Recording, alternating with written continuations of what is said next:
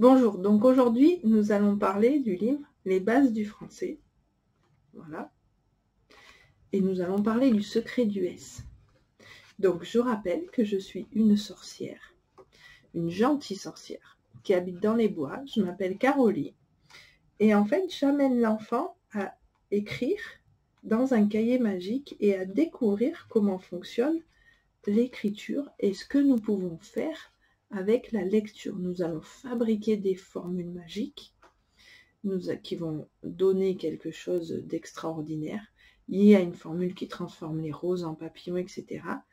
Et nous allons avancer comme ça dans la découverte de lettres qui s'entendent plus ou moins bien, qui ont leurs petits secrets. Et aujourd'hui, nous allons parler du secret du S. Donc, continuons le jeu des mariages. Je souhaite maintenant te faire découvrir une lettre très importante. C'est la lettre S, ou en écriture cursive. Donc, où nous l'écrivons, ils la voient les enfants écrite comme ça dans les livres, ou en écriture cursive, ils vont l'écrire comme ça. On dirait une petite souris. Lorsque nous avons beaucoup de choses, très souvent, nous ajoutons S à la fin du mot. Dans ce cas, nous ne l'entendons pas. Mais lorsque nous lisons, nous savons qu'il y a beaucoup de choses. Défi de recherche. Donc je vous lis les pages de mémoire.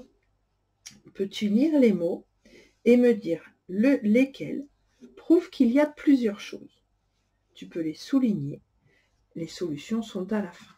Donc, dans l'idée, c'est de commencer à préparer l'enfant à savoir que quand il va y avoir beaucoup de choses, donc par exemple j'ai écrit le mot cravate avec un S et cravate sans S, donc l'enfant, ben voilà, il va lire cravate, mais il va de suite savoir qu'ici il y a plusieurs choses, il y a plusieurs cravates. Voilà.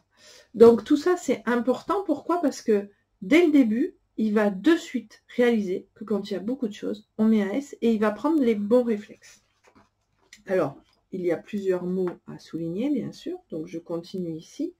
Le S est à la fin, simplement parce que l'on parle de plusieurs choses. Donc, plusieurs choses, j'ai souligné le mot plusieurs choses.